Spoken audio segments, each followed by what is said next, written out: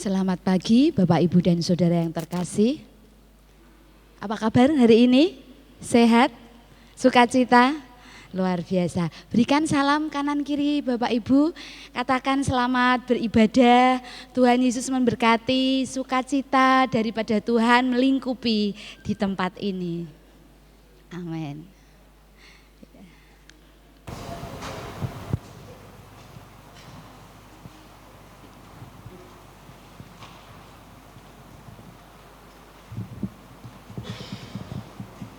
Bapak Ibu yang terkasih di dalam Tuhan Yesus Kristus, kita mengucap syukur di hari ini, di pagi hari ini Tuhan telah memberkati kami semua, kita semua untuk bersama-sama bersatu di dalam persekutuan pagi ini. Kita mau angkat satu pujian, kita mau mengimani bahwa janji Tuhan itu tetap ada dan janji Tuhan itu selalu digenapi seperti fajar yang datang di pagi hari, tidak pernah terlambat tetapi sesuai dengan apa yang Tuhan kehendaki. Mari Bapak Ibu kita akan bersama-sama pujikan janjimu seperti fajar pagi hari.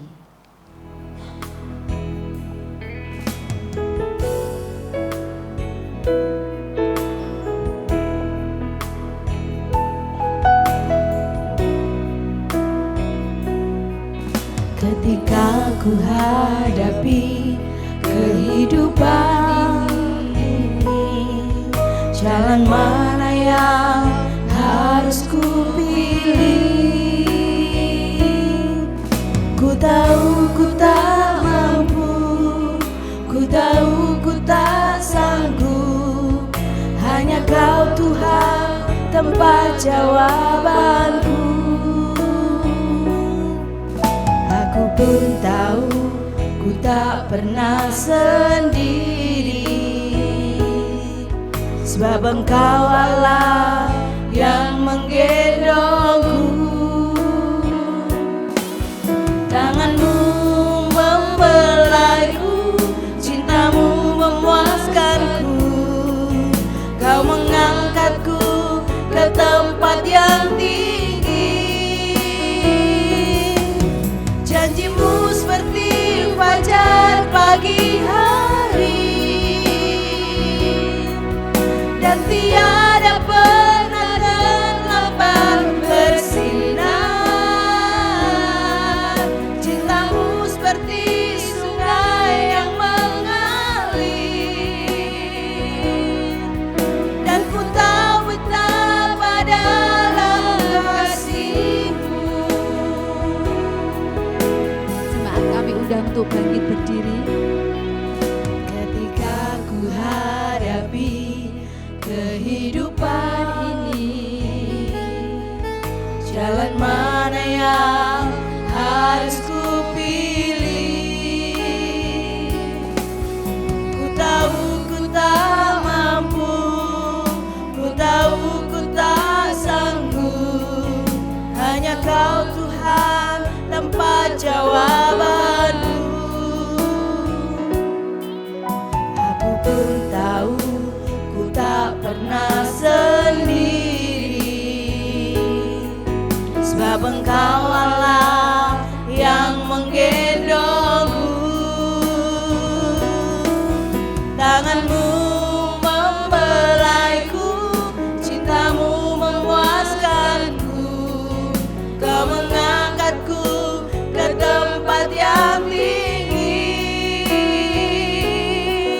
Janjimu seperti fajar pagi hari, dan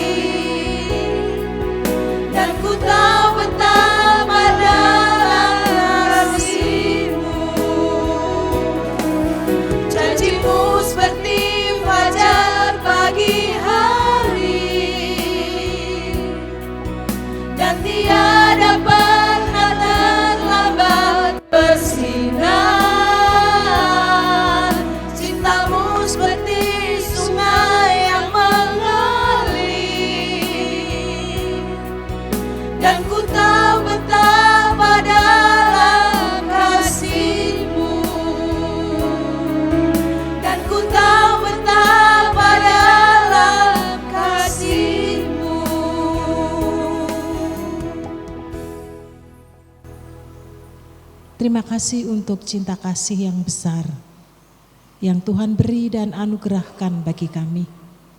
Sehingga sampai hari ini kami ada semata-mata karena kasih dan kemurahan yang Tuhan beri kepada kami. Kami ingin merayakan iman di mana Allah ada dan hadir di dalam kehidupan kami dengan satu pengakuan. Pertolongan kita adalah di dalam nama Tuhan Sang Pencipta langit bumi dan segala isinya, yang dalam kasih dan kesetiaannya tidak pernah meninggalkan buah perbuatan tangannya. Kasih karunia dan damai sejahtera dari Allah Bapa, Putra dan Roh Kudus menyertai saudara-saudari sekalian. Amin.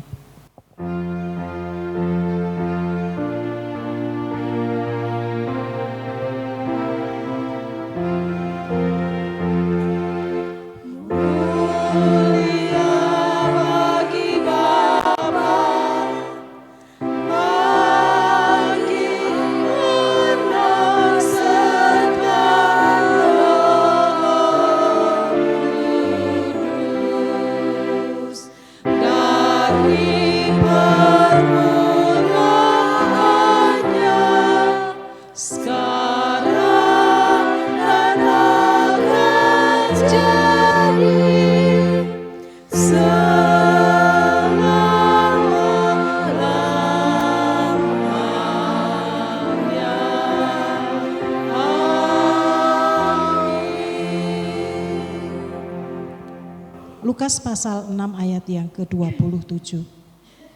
Tetapi kepada kamu yang mendengarkan aku berkata, kasihilah musuhmu, berbuatlah baik kepada orang yang membenci kamu. Amin.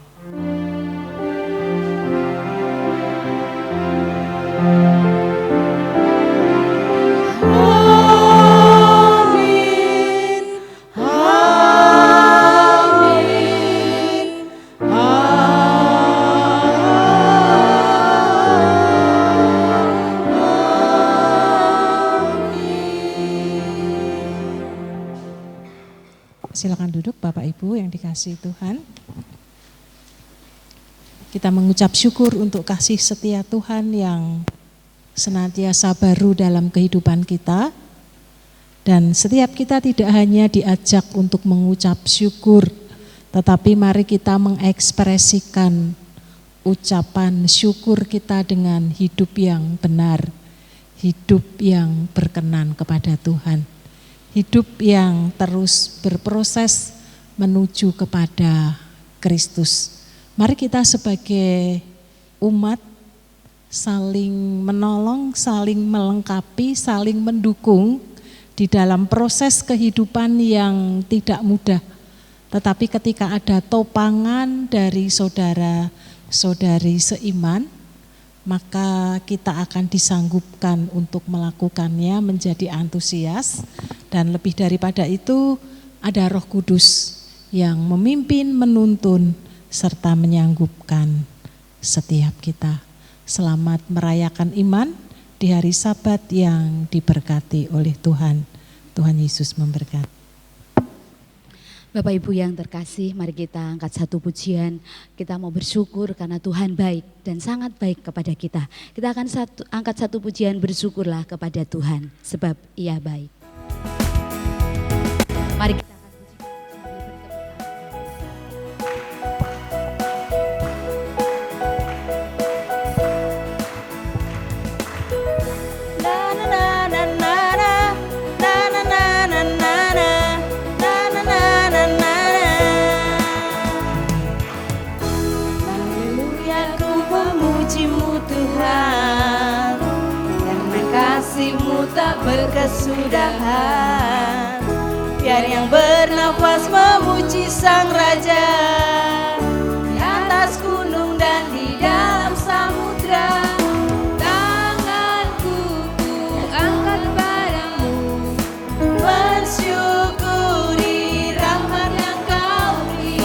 Kakiku melompat bagimu, sebab rahmat-Mu baru setiap pagi.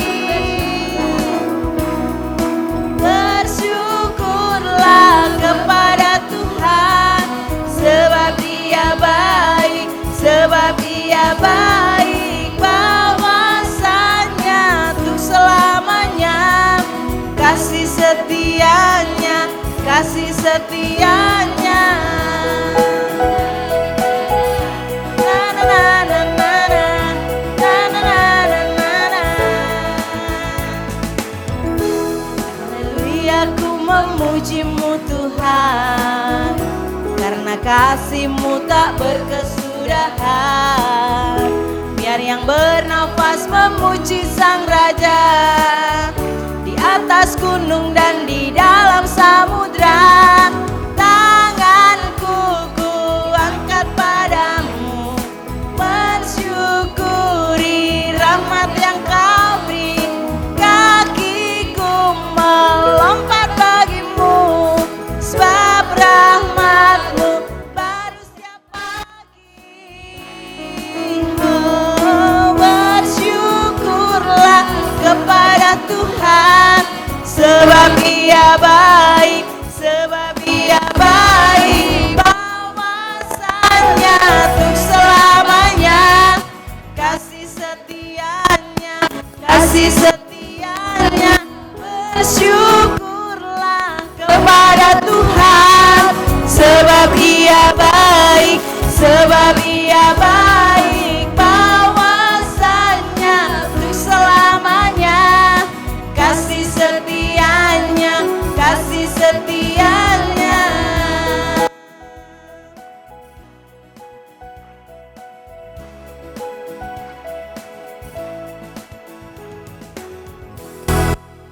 Bapak Ibu yang terkasih, kita mau siapkan hati kita mau masuk di dalam doa.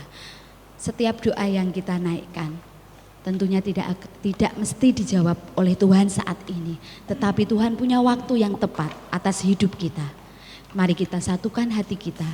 Kita mau fokus kepada Allah yang memberi berkat kepada kita. Kita mau angkat satu pujian, waktu yang tepat.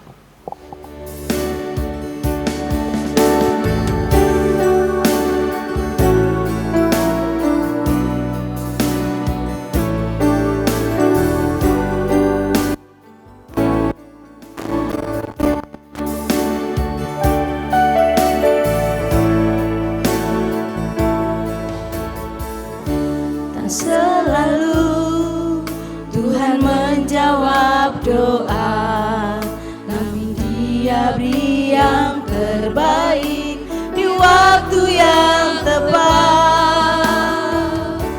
Izinkanlah Tuhan untuk bekerja, yang mustahil menjadi mungkin oleh karena percaya.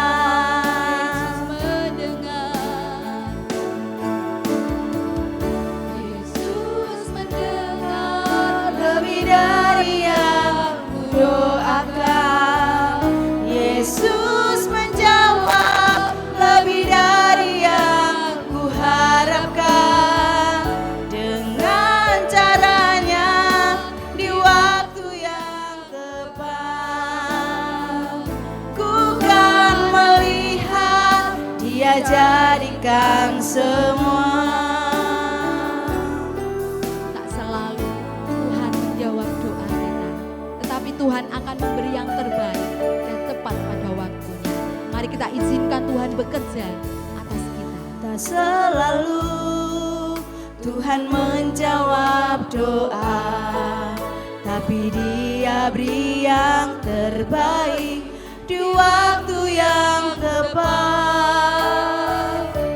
Izinkanlah Tuhan untuk bekerja, yang mustahil menjadi mungkin oleh karena percaya. Yesus mendengar lebih dari yang ku doakan. Yesus menjawab lebih dari yang ku harapkan. Dengan caranya di waktu yang tepat, ku kan melihat Dia jadikan semua. Yesus mendengar lebih dari yang ku doakan. Yesus menjawab lebih dari yang ku harapkan. Dengan caranya di waktu yang tepat, ku kan melihat Dia jadikan semua.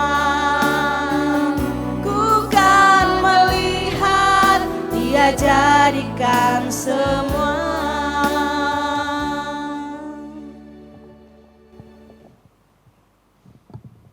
Mari kita satukan hati di dalam Tuhan. Terima kasih karena kami memiliki Allah yang mengasihi kami, yang selalu memberi yang terbaik dan tepat pada waktunya di dalam kehidupan kami. Sehingga dalam hati kami terus akan mengucap syukur dan mengucap syukur, memuji dan memuji akan Allah yang kami sembah di dalam nama Tuhan Yesus Kristus. Pagi hari ini kami juga mengucap syukur sepanjang pekan Tuhan menyertai memberkati kami dalam kehidupan secara pribadi, pekerjaan, keluarga, pelayanan yang Tuhan anugerahkan. Sehingga sampai di pagi hari ini, di hari Sabat yang diberkati oleh Tuhan, kami diizinkan bersama-sama kembali menghampiri Tuhan untuk kami mendapatkan asupan makanan rohani, sehingga tubuh, jiwa, dan roh kami disegarkan di dalam Tuhan untuk menapaki hari-hari selanjutnya yang Tuhan beri dan anugerahkan bagi setiap kami. Di tengah-tengah rasa syukur kami ingin membawa segala pergumulan dan kerinduan hati kami bersama-sama sebagai umat Tuhan. Kami ingin menopang dan menyerahkan saudara-saudari kami yang Tuhan izinkan mengalami pergumulan-pergumulan di dalam kehidupan ini, berkaitan dengan kesehatan, pekerjaan, pergumulan-pergumulan rumah tangga, pendidikan dan masa depan ke dalam tangan Tuhan. Kami mohon lawatan Tuhan turun mengalir atas hamba-hamba-Mu sehingga boleh mengalami kelegaan, mengalami sukacita, mengalami jalan keluar dan mengalami kesembuhan yang datangnya daripada Kristus. Demikian juga untuk rancangan-rancangan yang sedang kami buat dan kami persiapan.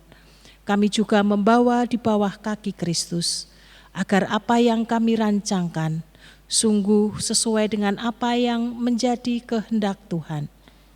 Kami menyerahkan masa raya Natal yang hendak kami mulai di minggu depan ke dalam tangan kasih-Mu. Tuhan mempersiapkan seluruh jemaat dan seluruh panitia masa raya Natal ke dalam tangan kasih Tuhan, agar hati kami antusias menyambut Tuhan yang hadir dan lahir di dalam kehidupan kami, sehingga setiap kami sungguh boleh mengalami Kristus di dalam hidup kami hari lepas sehari. Kami menyerahkan untuk calon penatua dan diaken yang terpilih, yang sedang mempersiapkan segala sesuatunya. Tuhan memberi hikmat marifat agar segala persiapan yang dilakukan diberkati oleh Tuhan. Sehingga saat dilantik, anak-anak-Mu siap melakukan tugas tanggung jawab dengan segenap hati melayani Tuhan. Demikian juga penatua diaken yang saat ini sedang menyelesaikan di tahun yang ketiga. Kami mengucap syukur sampai hari ini Tuhan menolong. Dan kami juga percaya pertolongan dan penyertaan Tuhan beri dan anugerahkan kepada penatua dan diaken, sehingga mereka dapat menyelesaikan dengan baik dan mengestafetkan pelayanan kepada penatua diaken berikutnya. Kami menyerahkan sepenuhnya ke dalam tangan kasih-Mu. Tuhan memberkati untuk panitia pembangunan, demikian juga untuk jemaat yang mendukungnya, sehingga lewat setiap berkat kami dapat menyisihkan untuk perluasan pembangunan rumah Tuhan di tempat ini, sehingga pelayanan dan ibadah yang kami lakukan semakin baik. Anak-anak kami mendapatkan tempat yang baik, dan mereka boleh beribadah dengan kesungguhan hati karena kasih kemurahan Tuhan. Kami menyerahkan untuk persiapan-persiapan yang dilakukan bagi gereja kami, untuk setiap ibadah-ibadah yang kami lakukan. Tuhan memberkati. Demikian juga Saudara Jonathan yang sedang kami jajaki untuk dipersiapkan pelayanan di tempat ini. Tuhan juga memampukan dan menyanggupkan hamba-Mu. Kami percaya Tuhan akan memberi yang terbaik bagi anak-Mu, demikian juga Tuhan akan memberi yang terbaik bagi gereja kami. Kami menyerahkan segala proses yang sedang kami lakukan ke dalam tangan kasih kemurahan Tuhan kami, Yesus Kristus. Bapa, kami pagi hari ini juga menyerahkan pelayanan misi, baik PIPKA, Radio Iktus, maupun dalam bentuk-bentuk media yang lain. Kami menyerahkan ke dalam tangan kasih-Mu, diurapi, diberkati, sehingga lewat pelayanan yang dilakukan, orang yang mendengar kabar sukacita bahwa keselamatan hanya ada di dalam Yesus Kristus, orang dapat mengerti, memahami, orang dapat percaya dan mendapatkan anugerah keselamatan, sehingga anak-anak-Mu yang lain, mereka boleh mendapatkan rengkuhan kasih Kristus, banyak jiwa diselamatkan. Tuhan memberkati secara khusus bagi saudara-saudara kami yang melayani di PIPKA ataupun lembaga-lembaga misi. Tuhan memberkati keluarga yang mendukung, sehingga anak-anak-Mu juga tidak kekurangan sesuatu yang baik yang datangnya daripada Tuhan. Kami menyerahkan bangsa dan negara kami. Segala proses yang sedang terjadi, kami percaya seizin daripada Tuhan. Taruh hikmat marifat-Mu kepada para pemimpin negeri ini dari pusat sampai daerah, taruh roh takut akan Tuhan, sehingga setiap keputusan dan ketetapan yang diambil sungguh berasal daripada Tuhan, mendatangkan damai sejahtera bagi penduduk di negeri kami. Kami menyerahkan sepenuhnya ke dalam tangan kasih-Mu.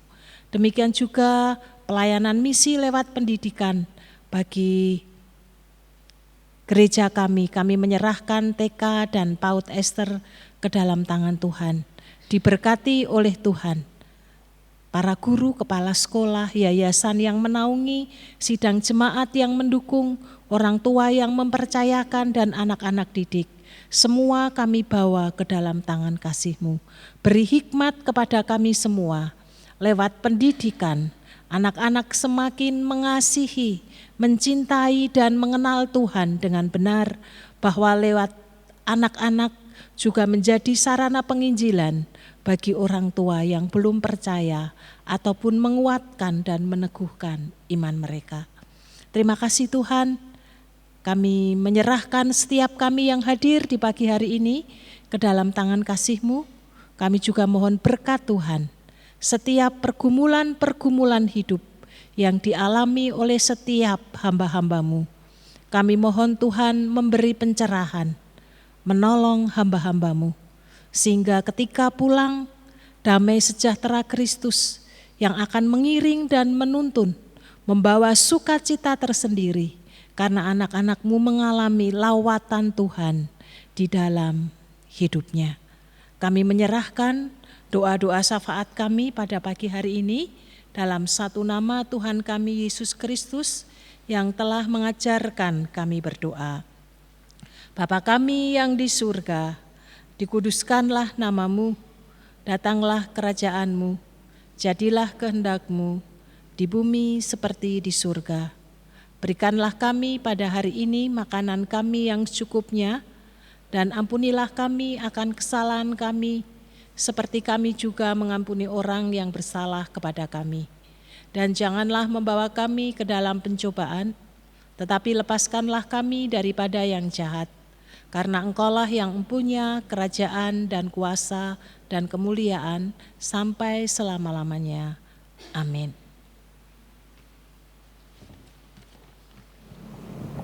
Bapak Ibu yang terkasih, kita akan siapkan hati kita untuk bersama-sama menerima kebenaran firman Tuhan. Kita mau tetap setia di hadapan Tuhan sampai dengan kita menutup mata. Kita mau belajar setia dan tetap setia seperti wanita yang mengurapi kaki Tuhan Yesus. Tuhan, mari kita bersama-sama angkat satu pujian, Ku Tetap Setia.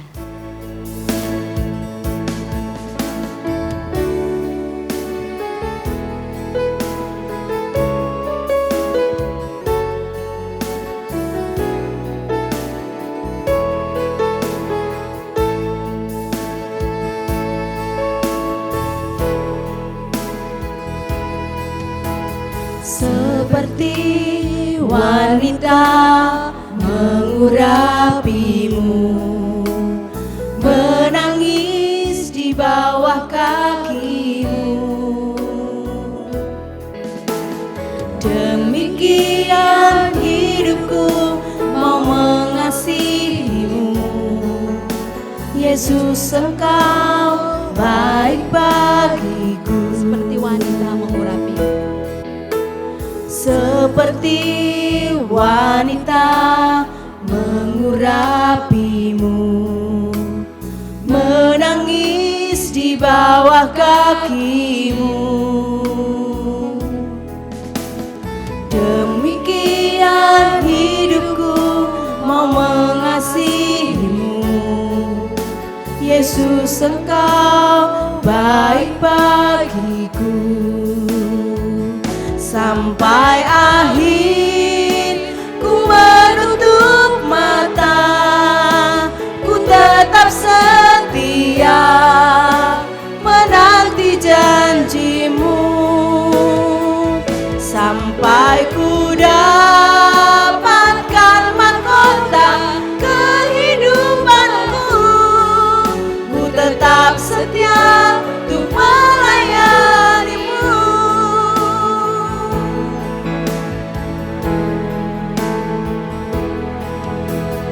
Seperti wanita mengurapimu, menangis di bawah kakimu.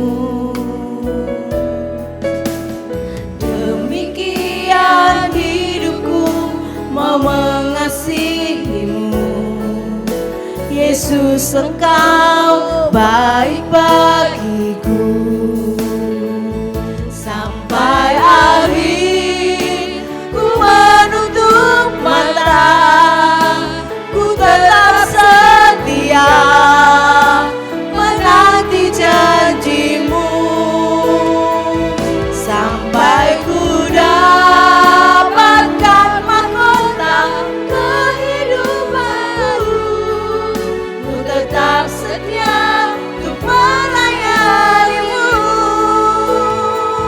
Sampai akhir ku menutup mata, ku tetap setia menanti janjimu.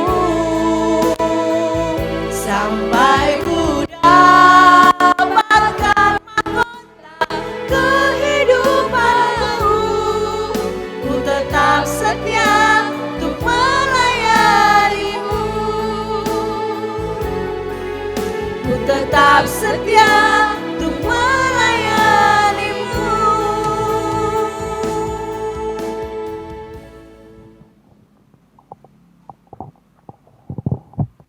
Mari kita akan berdoa. Tuhan, terima kasih Engkau menaruh Roh Kudus-Mu di dalam kehidupan kami, tinggal diam bersama dengan kami. Dengan kekuatan dan kuasa Roh-Mu inilah kami boleh tetap setia kepada Tuhan sampai akhir kehidupan kami. Pagi ini bentuklah kami Tuhan seturut dengan kehendak-Mu, karena lewat kebenaran firman Tuhan yang sebentar kami akan renungkan bersama-sama. Di situ kami meyakini Tuhan, Engkau sedang mengerjakan sesuatu dalam kehidupan kami.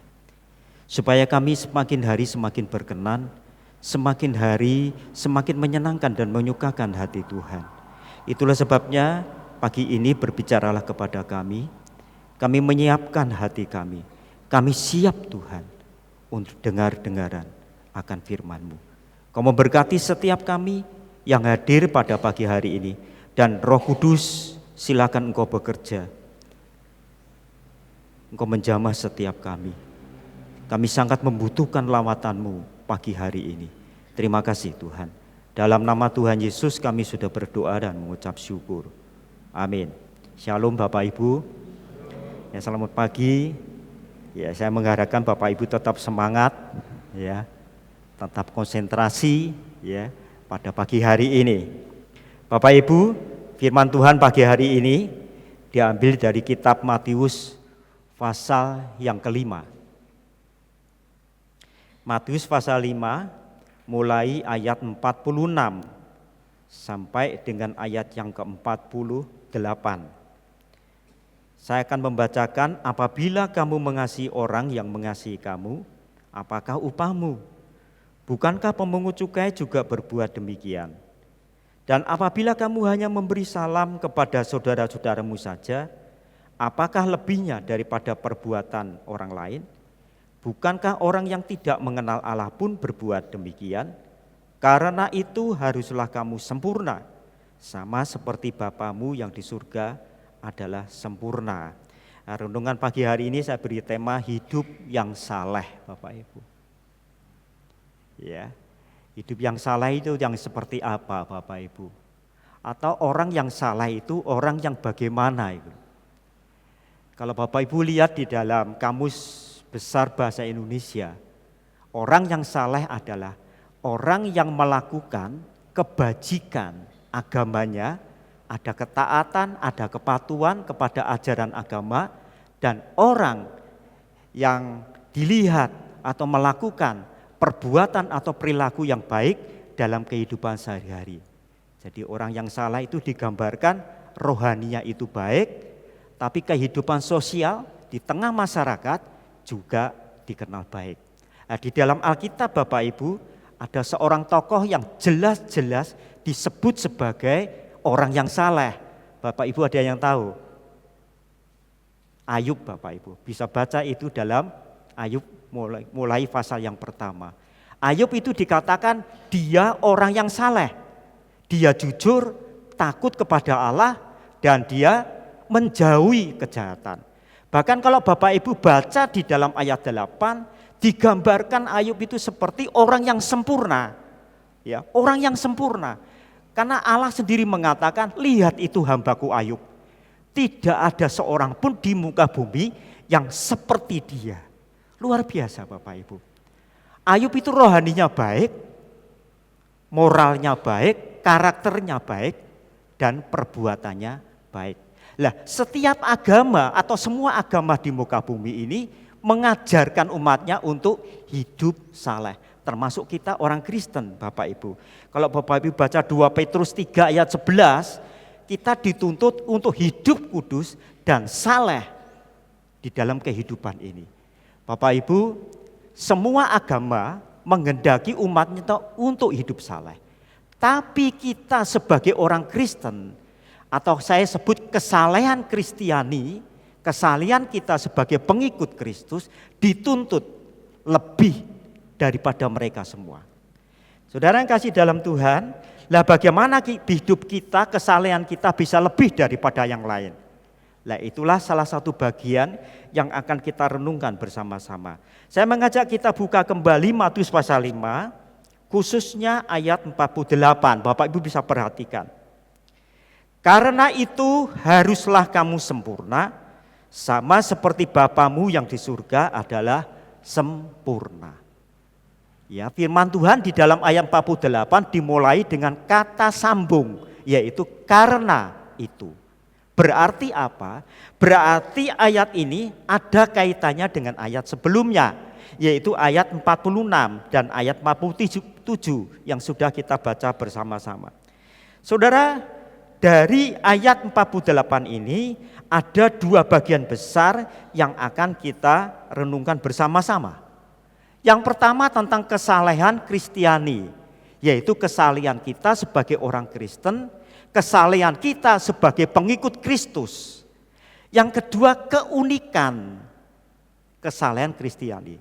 Jadi kesalehan orang Kristen itu unik. Nanti kita lihat dalam Alkitab. Keunikan inilah yang menjadikan kesalehan kita sebagai orang Kristen atau pengikut Kristus itu dapat melebihi yang lain. Bapak Ibu, coba saya mengajak kita kembali Di dalam ayat 46, ayat 47 ya. Bagian yang pertama adalah kesalehan Kristiani. Saudara, kesalehan kita sebagai orang Kristen sekali lagi dituntut kita ini lebih daripada kesalehan-kesalehan orang lain. Dari ayat 46 dan ayat 47 disimpulkan seperti ini. Kalau kebaikanmu itu sama dengan pemungut cukai, kalau kebaikanmu itu sama dengan orang yang tidak mengenal Allah, berarti apa? Kesalehan kita itu tidak ada artinya. Karena sama Bapak Ibu. Ya. Karena sesungguhnya kesalehan kita ini, Tuhan menghendaki kita ini lebih daripada pemungut cukai dan orang yang tidak mengenal Allah. Saudara, ketika kita mendengar bahwa kesalehan kita ini harus lebih dari pemungut cukai dan orang yang tidak mengenal Allah, mungkin kita bisa berkata, oh enggak masalah itu. Kalau aku harus lebih daripada pemungut cukai dan orang yang tidak mengenal Allah, kita masih bisa berkata, ya gampang itu. Karena apa Bapak Ibu? Karena pemungut cukai adalah orang yang dianggap sampah masyarakat. Mereka orang berdosa. Mereka dianggap pengkhianat Bapak Ibu. Karena pemungut cukai ini adalah dari golongan bangsa Yahudi sendiri. Lalu mereka memungut cukai kepada bangsanya yaitu orang Yahudi. Dan apa yang mereka hasilkan dari pemungut cukai, dari cukai itu mereka setorkan kepada pemerintah Romawi, penguasa Romawi yang pada saat itu sedang menjajah, sedang menekan bangsa Yahudi. Lah ini dianggap Bapak Ibu, wah ini pengkhianat ini. Wong podo-podo bangsa Yahudi narik pajak lalu disetorkan kepada orang yang sedang menekan bangsanya sendiri. Dan pemungut cukai itu juga dianggap sebagai orang yang merampas dengan kekerasan. Sebab mereka menarik pajak dengan kekerasan dan menarik pajak melebihi daripada ketentuan yang ada. Bapak Ibu, kalau kita dibandingkan dengan pemungut cukai seperti itu, kita kan tidak melakukan seperti pemungut cukai. Bahkan pemungut cukai itu dianggap orang yang berdosa yang disamakan dengan dosa seorang pelacur Bapak Ibu. Jadi sangat berdosa sekali.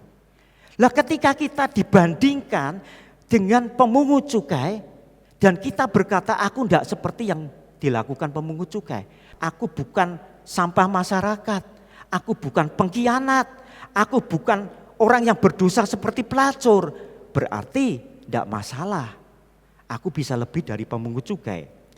Apalagi ketika Tuhan membandingkan dengan ayat 48 bahwa kita itu harus lebih daripada orang-orang yang tidak mengenal Allah. Lah sebutan untuk orang-orang yang tidak mengenal Allah adalah orang yang hidupnya tidak karuan. Orang yang tidak bermoral, orang yang berdosa. Ya kita kan tidak seperti mereka gitu. Jadi ketika kita dibandingkan dengan orang yang tidak mengenal Allah, kita bisa berkata, oh aku bisa lebih dari mereka. Wong aku tidak seperti mereka. Jadi kita dituntut sekali lagi, kesalehan kita harus lebih daripada siapapun juga, termasuk pemungut cukai dan orang yang tidak mengenal Allah. Tetapi selanjutnya ternyata Tuhan memberikan perbandingan yang lain Bapak Ibu. Tuhan mengatakan demikian di ayat 46, apabila kamu mengasihi orang yang mengasihi kamu. Lalu di ayat 47, apabila kamu hanya memberi salam kepada saudaramu. Artinya apa? Kalau kamu ini hanya baik kepada orang yang baik kepadamu, berarti kamu tidak lebih daripada pemungut cukai dan orang yang tidak mengenal Allah gitu. Karena kebaikan kita ini harus dirasakan oleh semua orang. Kita harus berbuat baik, tidak hanya kepada orang yang baik, tapi juga kepada orang yang jahat. Karena itu ajaran firman Tuhan. Kita harus sanggup mengasihi siapapun juga, termasuk orang yang menyakiti hati kita. Kita harus mengasihi dan berbuat baik kepada mereka. Bapak Ibu, kalau kita ini membalas kebaikan dengan kebaikan, atau membalas kejahatan dengan kejahatan, itu sifatnya apa? Manusiawi. Itu dunia melakukan itu Bapak Ibu. Umumnya melakukan itu. Maka di dunia kita mengenal apa ada balas budi dan balas dendam. Ya, itu seperti itu. Karena aku telah menerima yang baik, diperlakukan yang baik, maka aku akan membalas juga sesuai dengan apa yang sudah aku terima. Aku akan membalas yang baik dengan yang baik. Tapi kalau aku diperlakukan jahat, balas dendam. Aku akan memperlakukan yang jahat. Itu sifatnya manusiawi. Tapi kalau orang membalas kebaikan dengan kejahatan, wah itu sifatnya apa Bapak Ibu? Satani, setan itu Bapak Ibu. Ya, karena setan itu seperti itu. Setan itu merusak hubungan, setan itu membawa kehancuran, setan itu membuat penderitaan. Masa kita membalas kebaikan dengan kejahatan? Kalau kita melakukan itu berarti kehendak setan itu ada di dalam diri kita. Tapi sebaliknya kalau kita membalas kejahatan dengan kebaikan, itu sifatnya apa? Ilahi. Itulah yang Tuhan inginkan dalam hidup kita. Lah bisakah kita mengasihi orang yang jahat kepada kita?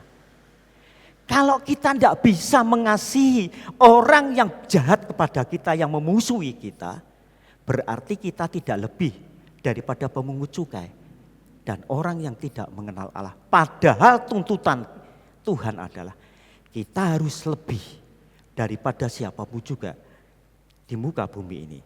Tetapi ada satu tuntutan lagi yang lebih berat, yang lebih sulit Bapak Ibu. Coba Bapak Ibu baca Matius 5 ayat 20. Ini tuntutannya sangat sulit sekali. Ini membuat kita menjadi khawatir, menjadi takut Bapak Ibu. Karena kita tidak hanya dituntut melebihi pemungut cukai dan orang yang tidak mengenal Allah. Tapi kali ini kita dituntut yang luar biasa. Matius 5 ayat 20.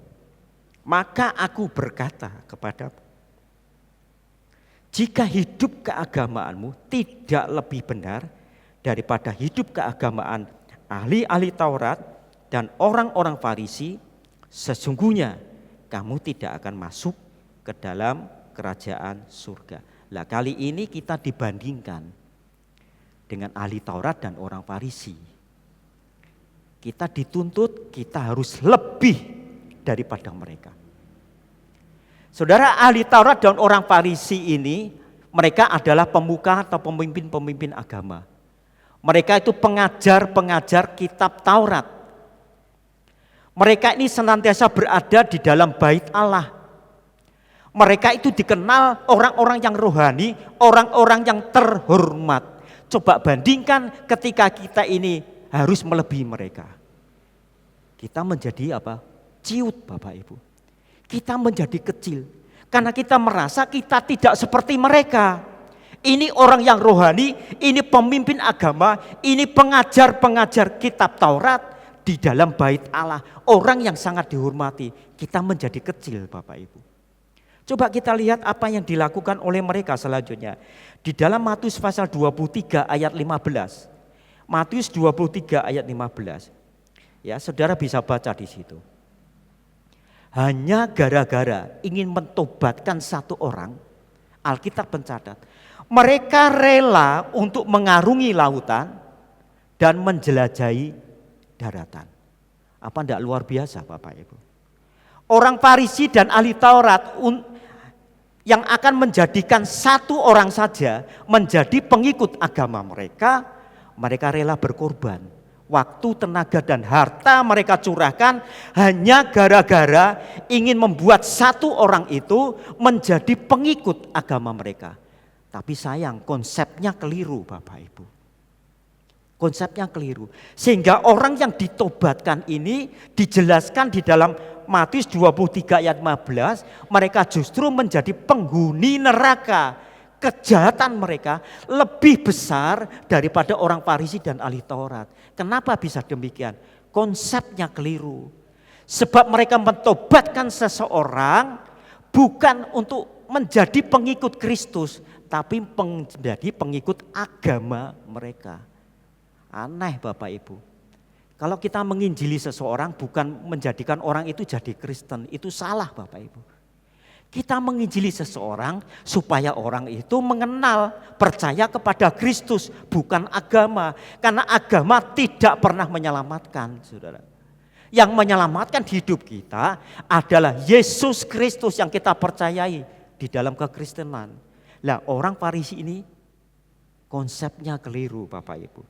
Lah ketika kita melihat apa yang dilakukan oleh orang Farisi ahli Taurat, bukankah kita merasa, wah aku enggak bisa seperti itu.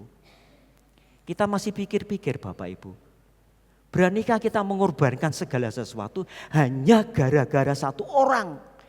Di tempat yang jauh kita mengarungi lautan dan menyeberangi atau menjelajahi dunia ini. Kita masih pikir-pikir, saudara. Kalau dibandingkan kita ini kalah Bapak Ibu. Lalu coba perhatikan di dalam Matius pasal 6 ayat 5. Ya, di situ dijelaskan orang Farisi itu bagaimana mereka itu taat kepada agamanya. Mereka berdoa di tempat-tempat terbuka, di tempat-tempat publik, di tempat-tempat keramaian, kerumunan orang banyak. Jadi orang Farisi itu punya jam-jam doa. Lah mereka itu hafal dengan jam-jam doa mereka. Lah mereka itu dengan sengaja mengatur sedemikian rupa sehingga ketika jam doa itu tiba, mereka itu ada di kerumunan. Jadi itu sengaja Bapak Ibu. Berada di kerumunan sehingga ketika mereka melihat jam doanya tiba, mereka berdoa di tempat kerumunan itu. Lah orang-orang banyak melihat dia memberikan pujian. Wah ini orang yang rohani. Orang yang tidak mengenal waktu, keadaan dan tempat. Bagaimana mereka mengekspresikan agama mereka. Mereka berdoa di tempat seperti itu. Wah ini orang yang rohani. Ini orang yang hebat gitu. Orang memuji. Tapi itulah memang tujuan orang Farisi. Mereka ingin mendapatkan pujian. Dengan dilihat orang. Orang akan memberikan pujian kepadanya. Dan itulah motivasinya sebetulnya. Saudara yang kekasih dalam Tuhan. Tetapi sebagian orang mungkin berbeda. Sebagian orang mengatakan enggak. Dia bukan orang yang rohani. Itu orang yang munafik gitu. Masa berdoa saja di tempat-tempat yang ramai. Masa berdoa saja harus di tempat-tempat kerumunan orang banyak, di tempat-tempat publik seperti itu. Ini orang yang munafik. Karena kita diajarkan apa? Kalau kita berdoa masuk kamar, tutup pintu, kunci pintu, kita sendiri dengan Tuhan. Yang tahu kita dengan Tuhan. Ya, orang lain mungkin tidak tahu. Ya, kita tutup pintu supaya apa? Supaya kita juga tidak terganggu dengan orang lain. Kita mau sendiri dengan Tuhan. Tapi orang Farisi enggak. Justru dipamerkan. Saudara. Orang melihat ini orang yang salehnya luar biasa. Bapak, Ibu dan saudara yang kasih di dalam Tuhan. Kalau orang mengatakan orang Farisi itu orang yang munafik misalnya. Lalu seandainya orang Farisi tanya balik kepada orang yang mengatakan demikian. Kamu mengatakan aku munafik. Aku mau bertanya balik kepadamu. Kamu melakukan itu enggak? Kamu berdoa enggak? Nah, jujur saja Bapak Ibu. Berapa kali kita tidak berdoa? Kita malas berdoa, kita jarang berdoa. Bahkan kita tidak pernah berdoa kepada Tuhan. Tapi ketika melihat orang Farisi berdoa, kita mengatakan munafik. Tapi diri kita ternyata tidak lebih daripada mereka. Tapi Yesus ingin hidup kita ini harus lebih daripada orang Farisi dan ahli Taurat. Sebab di mata Yesus, orang Farisi dan ahli Taurat itu adalah orang-orang yang tidak berkenan di hadapan Tuhan, Bapak Ibu. Karena sekali lagi mereka melakukan itu bukan supaya mereka itu imannya bertumbuh, kedewasaannya bertumbuh, bukan supaya mereka itu lebih dekat kepada Allah, mereka memuliakan Allah, enggak. Kalau sudah baca dalam Matius 23 ayat 5 dijelaskan, supaya perbuatan mereka itu dilihat orang gitu. Ini motivasinya. Makanya Yesus tidak berkenan kepada mereka. Bapak Ibu, orang Farisi itu hanya hafal terhadap hukum Taurat atau kitab Taurat yang lebih daripada 600 aturan, larangan, dan aturan. Mereka itu hafal sekali, tapi mereka tidak melakukannya. Saudara, itulah sebabnya Yesus mengingatkan kepada kita, ajaran orang Farisi harus engkau ikuti. Tetapi perbuatan mereka jangan engkau ikuti, jangan engkau teladani. Karena Tuhan tahu, ini orang hanya mengajar saja, tapi tidak melakukan. Bapak, Ibu, dan saudara yang kasih dalam Tuhan, kita dituntut hidup kita lebih daripada orang Farisi dan ahli Taurat. Karena orang Farisi dan ahli Taurat itu tidak seperti yang kita pikirkan, Bapak Ibu. Wah, luar biasa. Dia itu rohani, dia pemimpin, dia itu pengajar. Tapi ternyata di hadapan Tuhan, mereka itu bobrok, Bapak Ibu. Makanya Tuhan Yesus menuntut, jangan hanya sama dengan dunia ini. Jangan hanya sama dengan pemungut cukai dan orang yang tidak mengenal Allah. Jangan sama dengan orang Farisi dan ahli Taurat. Kamu harus lebih dari mereka. Karena kekristenan kita, kesalehan kita itu seperti itu. Kita sekarang masuk di bagian yang kedua, Bapak Ibu, tentang keunikan kesalehan Kristiani. Saudara, kesalehan orang Kristen itu unik. Keunikan inilah yang menjadikan kita ini bisa lebih daripada kesalehan yang lain. Bapak Ibu, kesalehan Kristiani orang Kristen itu adalah kesalehan yang sejati. Sejati itu artinya apa? Benar-benar saleh. Bukan dibuat sedemikian rupa seperti orang Farisi dan ahli Taurat, sedemikian rupa supaya kita dipandang saleh, supaya kita dianggap saleh. Pencitraan itu, Bapak Ibu. Enggak. Kesalahan Kristiani itu sejati. Kita ini benar-benar salah. Karena apa? Kita mendasari kesalahan kita kepada kebenaran firman Tuhan. Karena Tuhan yang ngajar kita, Bapak Ibu. Tuhan yang menuntun kita. Jadi kebenaran itu menjadi pedoman kita untuk melakukan segala sesuatu. Alkitab katakan, kalau engkau melakukan segala sesuatu di dalam hidupmu, dipastikan lakukan itu seperti engkau melakukan untuk Tuhan.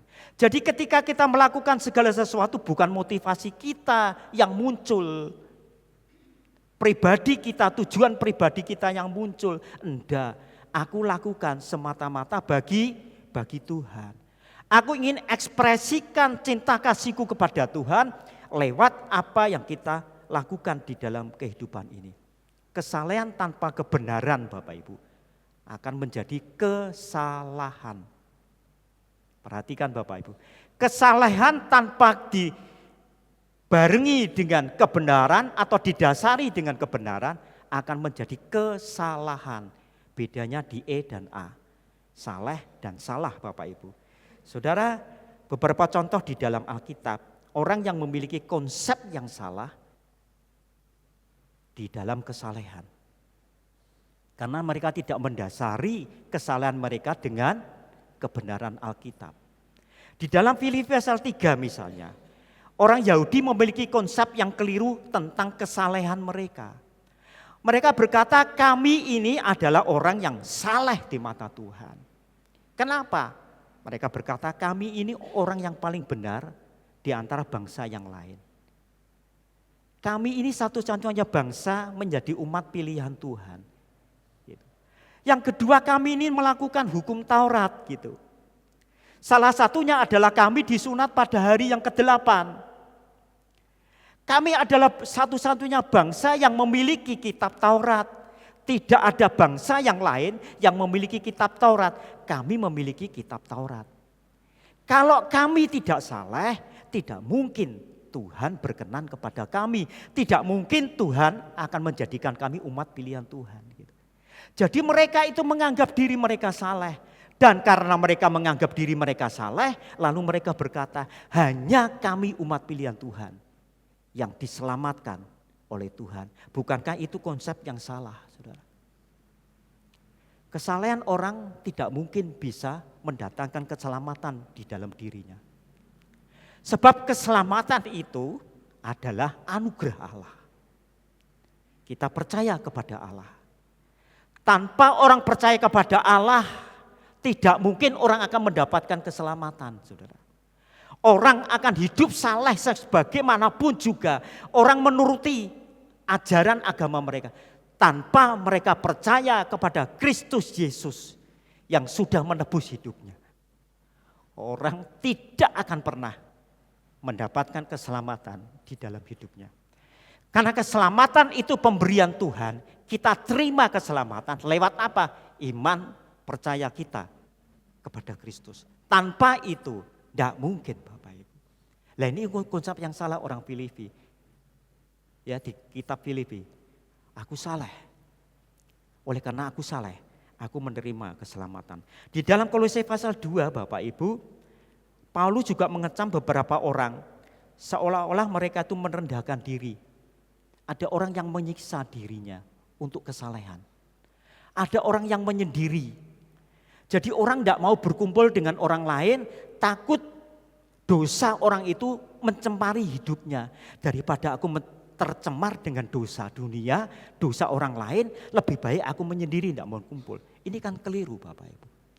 Bahkan mereka berkata, kami ini tidak makan ini, tidak makan itu. Karena apa yang kami makan akan menajiskan kami. Pada firman Tuhan berkata kebalikannya. Yang menajiskan apa Bapak Ibu? Yang keluar dari mulut kita.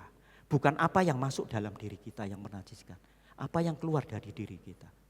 Karena mereka memiliki konsep yang salah Bapak Ibu. Dan mereka berkata, karena kami sudah menyiksa diri, menyendiri, kami mengikuti tidak makan itu, tidak makan ini, kami mengikuti larangan-larangan, maka kami akan diselamatkan. Itu juga konsep yang salah saudara. Karena keselamatan bukan perbuatan manusia. Manusia akan berusaha apapun juga tidak akan pernah untuk bisa mendapatkan keselamatan di dalam hidupnya. Karena keselamatan itu murni pekerjaan dan karya daripada Kristus. Tanpa Kristus mati di atas kayu salib, mengorbankan darahnya. Tanpa Kristus bangkit dari kematian, kita tidak akan pernah mendapatkan keselamatan Bapak Ibu. Walaupun kita sudah berusaha apapun juga, tetap Bapak Ibu tidak pernah mendapatkan anugerah keselamatan. Anugerah keselamatan itu adalah karya pribadi daripada Kristus. Manusia tidak punya andil sedikit pun untuk mendapatkan keselamatan, kecuali hanya iman dan percayanya kepada Kristus. Bapak Ibu dan saudara yang kasih dalam Tuhan. Bapak Ibu pernah mendengar dosa itu adalah hutang. Pernah dengar ya? Dosa itu adalah hutang. Kalau misalnya saya berhutang kepada Bapak Ibu minjemi saya. Ya, minjem saya. Suatu saat saya belum bisa bayar hutang, saya datang lagi kepada Bapak Ibu dan saya hutang lagi gitu. Lalu Bapak Ibu yang ngutangi saya ngomong, loh yang kemarin saja belum dibayar kok gitu. Utang kemarin saja belum dibayar gitu. Kok sekarang mau hutang lagi gitu. Lalu orang itu tidak memberi hutang kepada saya. Lalu saya berjanji begini, sudah kalau begitu saya tidak hutang lagi gitu. Saya tidak mau hutang lagi. Pertanyaannya Bapak Ibu, kalau kita sudah berhenti berhutang, kita tidak mau hutang lagi, apakah hutang kita lunas Bapak Ibu? Kan tidak. Kita tetap berhutang selama hutang itu belum dibayar Bapak Ibu. Lah sama dengan dosa. Dulu kita ini orang yang berdosa. Ya. Lalu kita berhenti berdosa. Apakah dengan berhenti berdosa kita tidak berdosa Bapak Ibu? Apakah dengan berhenti berdosa saya itu pasti diselamatkan? Tidak. Dosa itu hutang. Sebelum dosa itu dibayar, tidak mungkin kita bisa terbebas dari dosa. Jadi harus ada yang membayar. Harus ada yang melunasi, yaitu Kristus Bapak Ibu. Kristus yang melunasi, Kristus yang membayar hutang dosa kita. Lewat apa? Darah yang tercurah, darah yang mahal, darah yang sempurna, yang telah membayar lunas hutang dosa kita dan membebaskan kita dari apa? Dari hukuman atas dosa kita. Jadi dosa itu hutang Bapak Ibu. Jadi kalau Bapak Ibu hanya merasa aku tidak melakukan itu, tanpa pertobatan, tanpa kembali dan percaya kepada Kristus, kita tetap menjadi orang yang berdosa. Saudara yang kasih di dalam Tuhan Yesus Kristus. Jadi kesalahan kita ini adalah kesalahan yang sejati, harus lebih daripada yang lain. Kalau kesalahan kita tidak lebih daripada yang lain, itu tidak ada artinya apa-apa. Kenapa sejati? Karena kesalahan kita ini ada pedoman, ada dasar, yaitu apa? Kebenaran firman Tuhan, yaitu Alkitab. Sekarang kita lihat berikutnya, bahwa kesalehan Kristiani itu lebih menekankan proses daripada hasil.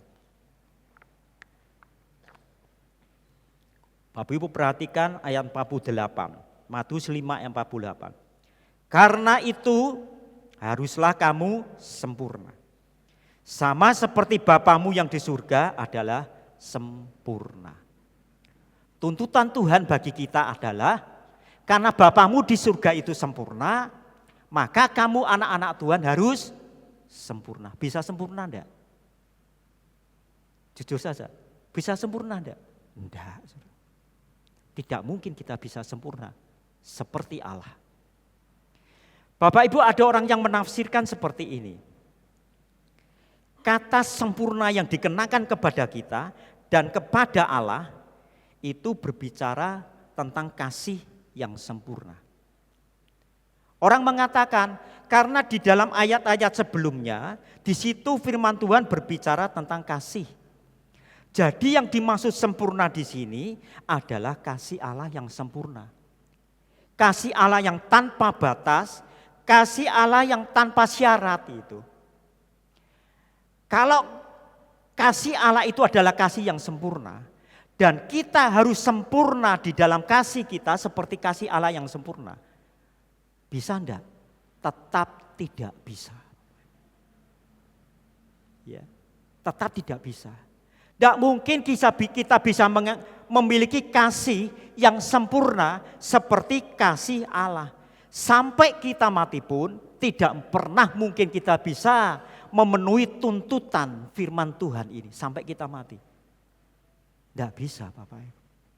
Tidak mungkin orang bisa sempurna seperti Allah. Tetapi ada penafsiran yang lain dari kata sempurna itu. Bapak Ibu, kata sempurna itu dalam bahasa Yunani disebut dengan teleos. Ya, saya tahunya membaca karena saya tidak pernah sekolah Alkitab, Bapak. Teleos. Arti teleos itu apa? Matang dan dewasa atau lengkap. Itu artinya. Sesuatu bisa matang, sesuatu bisa dewasa, perlu waktu, perlu usaha. Bapak Ibu punya mangga yang mentah, kepingin makan mangga yang matang, ya harus kalau orang Jawa Tengah bilang dimbusik gitu. Dimasukkan di tempat beras, dicampur beras, atau ditaruh peti, ditaruh daun-daun yang kering, kertas koran. Kalau sekarang pedagang-pedagang dikarbit ya Bapak Ibu. Jadi ketoknya mateng tua ternyata kecut.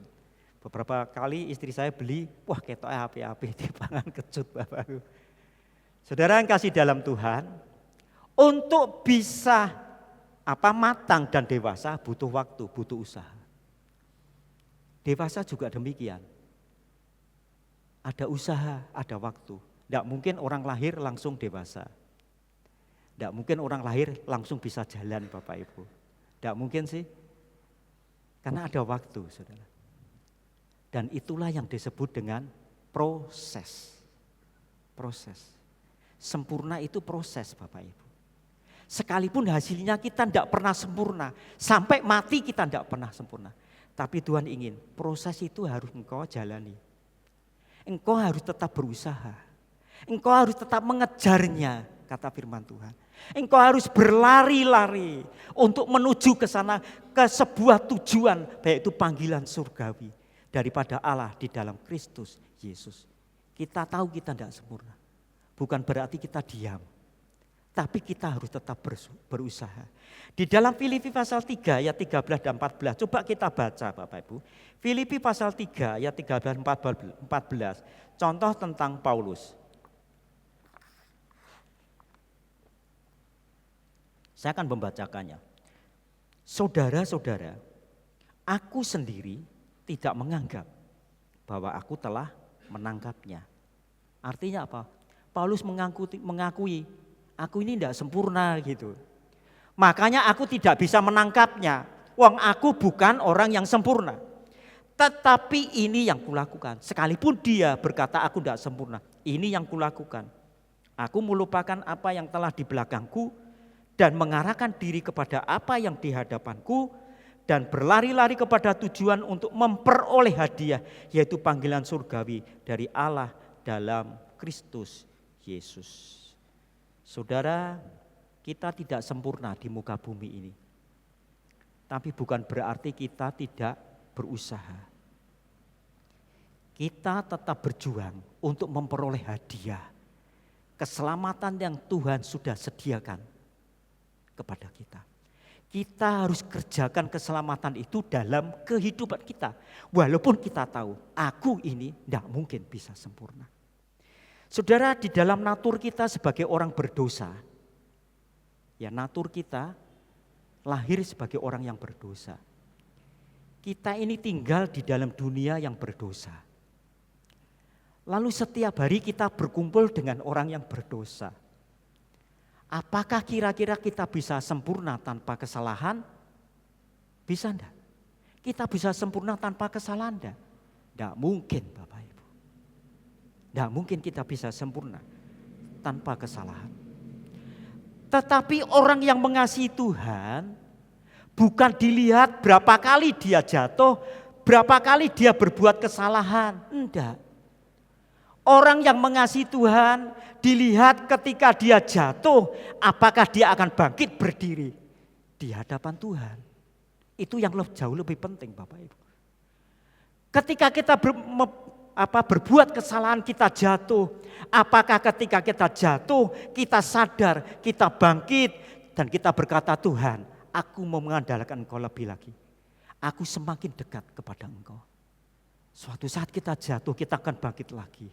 Itu adalah sebuah proses untuk menuju ke sana. Bukan malah kita jauh Bapak Ibu. Bukan malah kita meninggalkan Tuhan dalam hidup kita.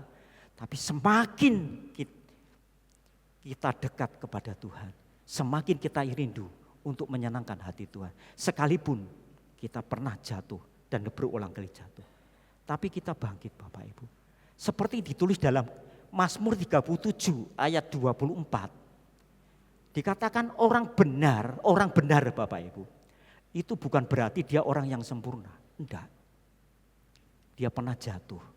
Tapi dia tidak pernah tergeletak. Karena tangan Tuhan yang menopang dia. Orang yang benar. Dia pernah jatuh. Dia pernah berbuat kesalahan. Bapak Ibu, orang yang mengasihi Allah cirinya apa? Ketika dia berbuat salah, dia tertegur, dia sadar, dia memperbaiki hidupnya. Dia semakin dekat kepada Tuhan. Itu ciri orang yang mengasihi Tuhan. Tapi orang yang tidak mengasihi Tuhan, ketika berbuat salah, ditegur, dinasihati, malah marah Bapak Ibu. Malah membela diri Bapak Ibu. Dan jauh daripada Tuhan. Ya, menyalahkan orang lain, menyalahkan keadaan dan lain sebagainya. Tapi kita dituntut jalani hidup ini lewat proses yang Tuhan kerjakan dalam hidup kita. Memang hasilnya sekali lagi, Matius 5:58 kita tidak mungkin bisa sempurna.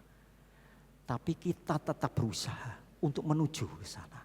Itu sebuah proses yang harus kita jalani. Yang bagian yang terakhir Bapak Ibu. Terakhir, ini pertanyaan yang krusial, yang sangat penting sekali. Tadi kan kita dengar bahwa kita tidak mungkin sempurna, tidak mungkin sempurna. Mengikut Tuhan puluhan tahun sampai mati, tidak mungkin kita bisa sempurna. Apakah kita yang tidak sempurna itu suatu saat diselamatkan oleh Tuhan? Pernah enggak Bapak Ibu berpikir seperti itu?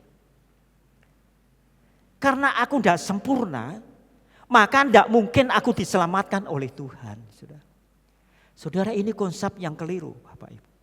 Saudara yang kasih dalam Tuhan, Allah itu tidak pernah menyangkal dirinya dalam kitab Timotius. Bahwa Allah itu adalah Allah yang setia kepada janjinya.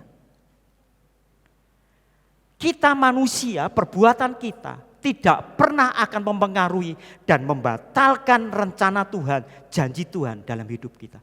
Kalau kita bisa membatalkan rencana keselamatan Tuhan, berarti kita lebih daripada Tuhan, saudara. Betul enggak? Wong Tuhan kok terpengaruh dengan kita, kan lucu. Tuhan tidak akan pernah terpengaruh dengan kita. Tapi Tuhan ingin menggunakan otoritasnya untuk mempengaruhi hidup kita supaya kita hidup di dalam kekekalan. Saudara, berapa kali umat Israel jatuh, Bapak Ibu? Berapa kali umat Israel itu berbuat kesalahan? Apakah janji Tuhan untuk menjadikan mereka umat pilihan Allah itu juga batal? Tidak, Bapak Ibu. Tuhan bisa mendisiplin bangsa Israel karena berulang kali mereka melakukan kesalahan di mata Tuhan. Tapi sekali lagi, Tuhan tidak pernah membatalkan janjinya. Tidak pernah bisa mengingkari janjinya bahwa aku ini Allah yang tetap setia kepada umatku. Faktanya Tuhan tetap menjadikan umat Israel yang jatuh berulang kali itu menjadi umat pilihan Tuhan. Bapak Ibu, tokoh-tokoh di dalam Alkitab, apakah ada yang sempurna?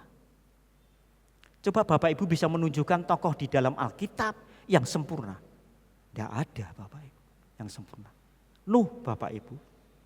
Nuh itu boleh dikatakan orang yang hidup di zaman baru karena semua ditenggelamkan dengan air bah. Nuh dan keluarganya, hanya Nuh dan keluarganya yang hidup. Berarti Nuh hidup di zaman yang baru. Nuh sendiri yang seperti itu, dia pernah berbuat kesalahan.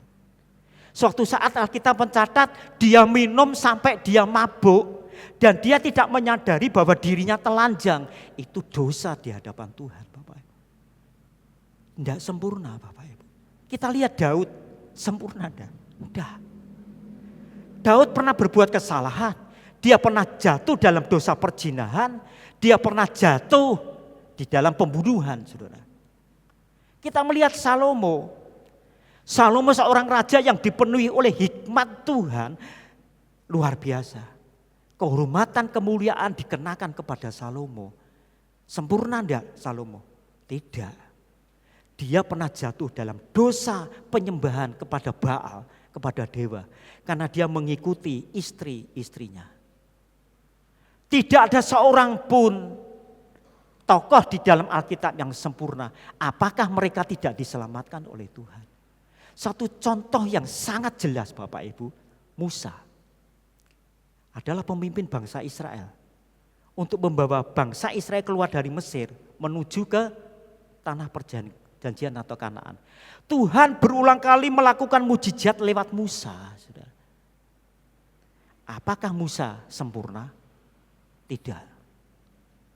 Suatu saat di Meriba dicatat di dalam Alkitab.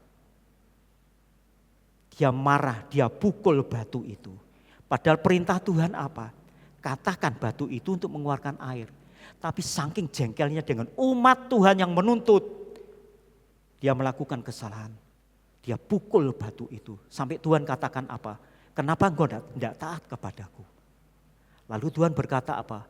Aku tidak mengizinkan engkau untuk masuk ke tanah Kanaan. Tragis Bapak Ibu. Seorang pemimpin yang mengikuti Tuhan puluhan tahun dalam hidupnya sampai masa tua.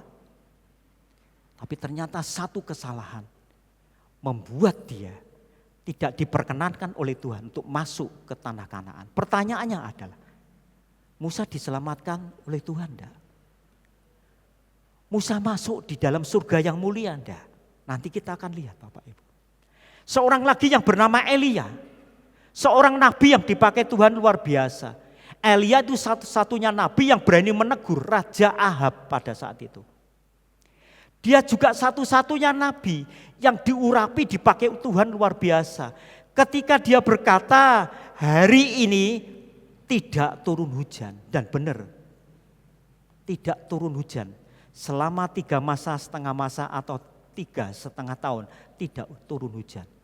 Perkataannya diurapi oleh Tuhan. Dan ketika dia berkata hari ini akan turun hujan, kita akan siap-siapkan kereta. Pada di langit terang, hanya ada awan sebesar telapak tangan, tidak ada tanda-tanda hujan. Tapi perkataannya diurapi Tuhan luar biasa. Nyatanya turun hujan, luar biasa. Seorang nabi yang diurapi.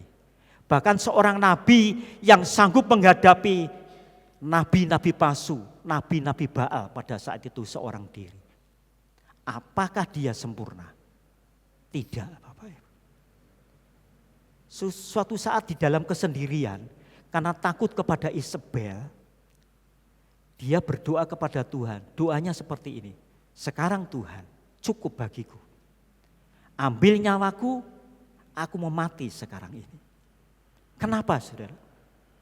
Karena ternyata dia tidak lagi menaruh percayanya kepada Tuhan yang telah mengurapi, yang telah memberikan pertolongan di dalam hidupnya. Sehingga pada saat itu berkata, Tuhan aku mati saja daripada aku sendiri. Seakan-akan Tuhan membiarkan dia seorang diri, seakan-akan Tuhan tidak membela hidupnya. Itu kesalahan di mata Tuhan. Apakah Elia diselamatkan oleh Tuhan? Sekarang kita akan buktikan, kita buka di dalam Matius pasal 17, kita akan lihat. Kita buka Matius pasal 17.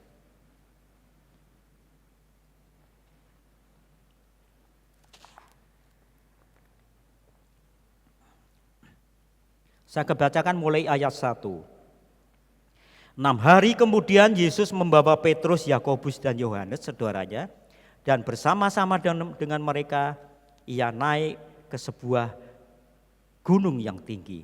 Di situ mereka sendiri saja. Lalu Yesus berubah rupa di depan mata mereka.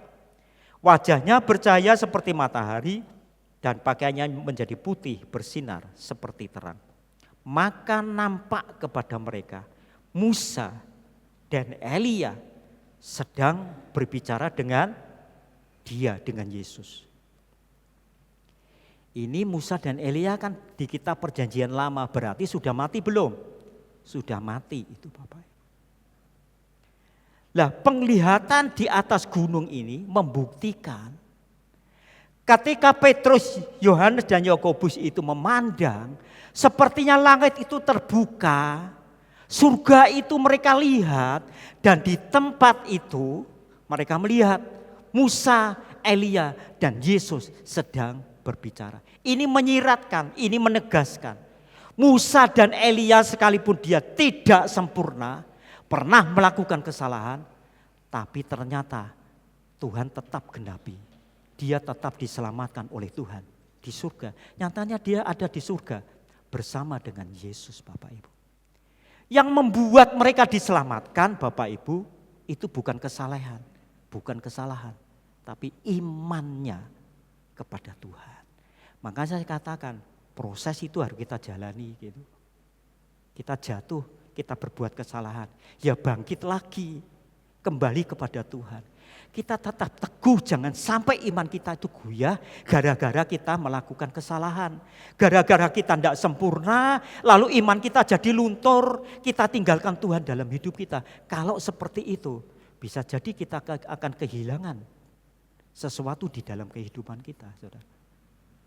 Saudara, kesalahan sebuah proses yang harus kita jalani sampai kita mati. Sampai katakan dalam Filipi tadi Paulus berkata, sampai aku memperoleh hadiah. Sampai aku menerima panggilan dari Allah di dalam Kristus Yesus. Saudara, 2 Timotius 2 ayat 13. Jika kita tidak setia, Dia Allah tetap setia. Karena Dia Allah tidak dapat menyangkal dirinya. Allah tidak dapat menyangkal. Allah tidak dapat dipengaruhi oleh kita. Dia tetap Allah yang setia. Ayat 12, 2 Timotius pasal 2 ayat 12. Jika kita bertekun, kita pun akan ikut memerintah dengan Dia. Bertekun, artinya tetap teguh kepada Tuhan. Sekalipun kita jatuh bangun, tetap bertekun, tetap kita pegang Yesus dalam hidup kita. Tetap jangan lepaskan Yesus dalam hidup kita. Kita pegang Yesus dalam hidup kita. Tetapi jika kita menyangkal Dia, Alkitab katakan, Dia pun akan menyangkal kita. Kalau kita sampai meninggalkan Tuhan, menyangkal Tuhan, Alkitab katakan, ya apa boleh buat, Tuhan akan menyangkal kita. Karena kita memulai, saudara. Kita tidak lagi mengakui Kristus. Alkitab katakan, Kristus juga tidak mengakui engkau dalam hidupnya. Biar lewat kebenaran firman Tuhan, ayo kita diajak bangun kehidupan kita di hadapan Tuhan.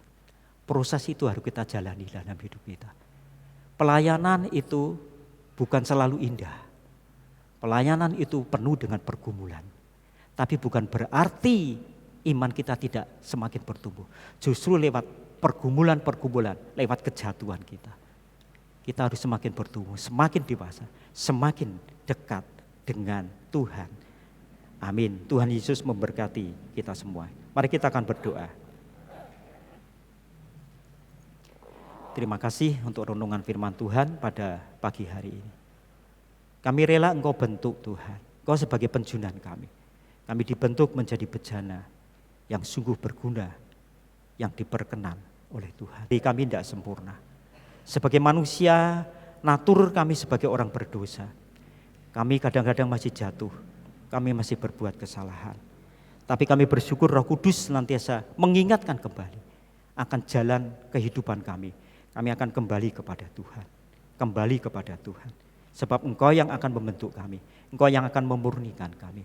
Bahkan korban Kristus Yesus itulah yang akan membenarkan kami, yang akan menyempurnakan kehidupan kami yang sesungguhnya kami tidak sempurna.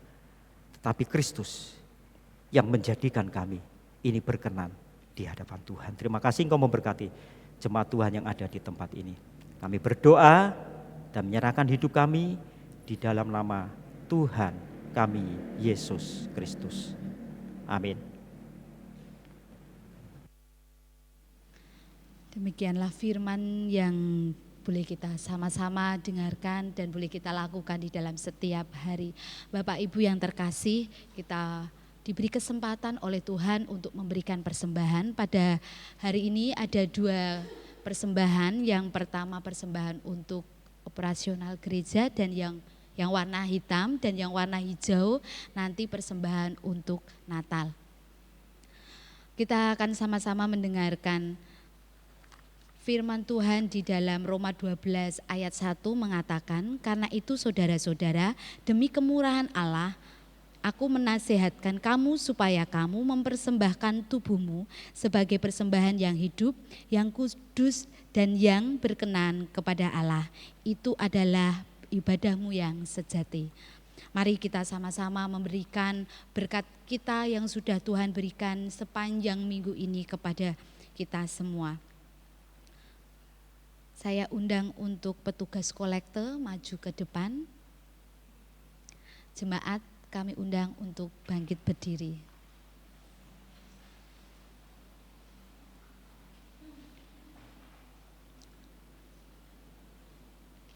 Mari kita sama-sama menyerahkan persembahan kita ke hadirat Tuhan. Mari kita berdoa.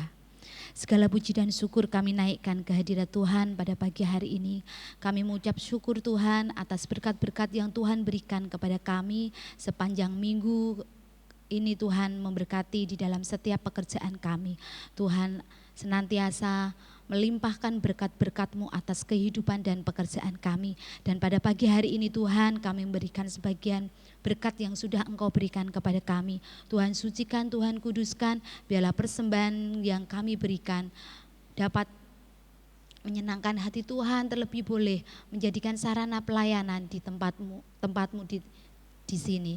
Terima kasih Bapa di surga, Engkau berkati setiap tangan yang memberikan persembahan, Engkau kembalikan berlipat kali ganda apa yang sudah kami berikan. Tuhan Yesus, kami mengucap syukur dan kami serahkan persembahan kami hanya di dalam satu nama Tuhan kami Yesus Kristus. Haleluya. Amin. Silakan duduk kembali Bapak Ibu.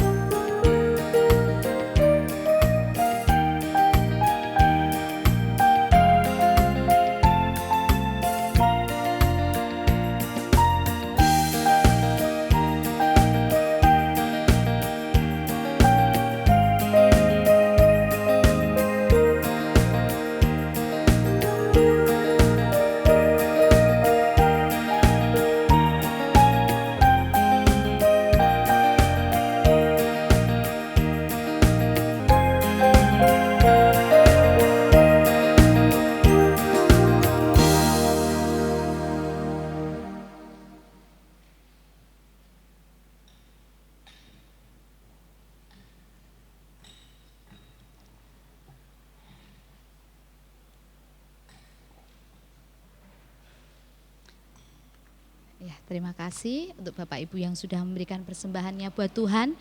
Sebelum kita bersama-sama mengakhiri ibadah pada pagi hari ini, kita akan mengucap syukur lewat pujian kita. Kita akan memuji nama Tuhan, sejak ku terima Yesus.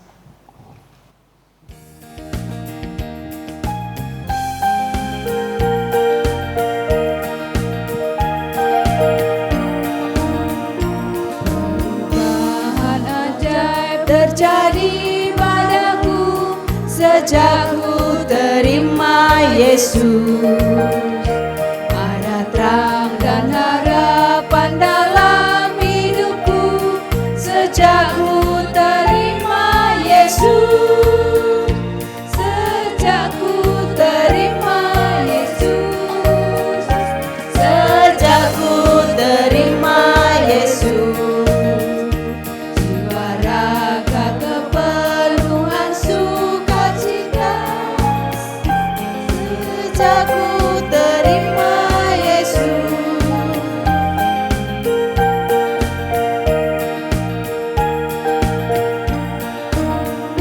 Jalan dosa dan gelap telah ku tinggalkan sejak ku terima Yesus. Aku disucikan sejak ku terima Yesus. Sejak ku terima Yesus. Sejak ku terima Yesus. Raga kepenuhan sukacita. Sejak ku terima Yesus.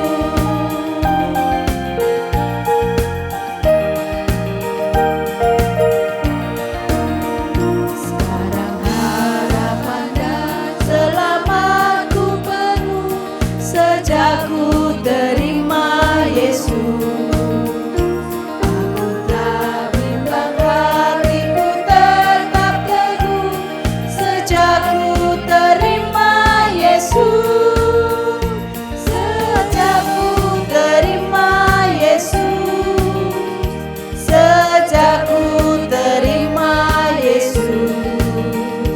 Jiwa raga kepenuhan sukacita. Sejak ku terima Yesus.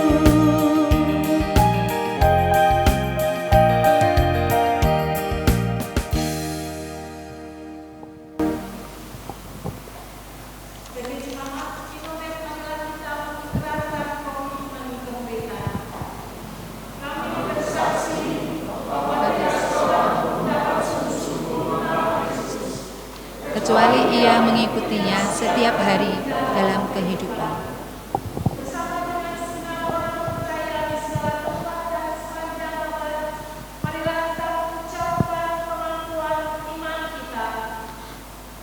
Aku percaya kepada Bapa yang Maha Kuasa, Khalik langit dan bumi, dan kepada Yesus Kristus, anaknya yang tunggal, Tuhan kita, yang dikandung daripada Roh Kudus, lahir dari anak darah Maria, yang menderita sengsara di bawah pemerintahan Pontius Pilatus, disalibkan, mati, dan dikuburkan, turun ke alam maut.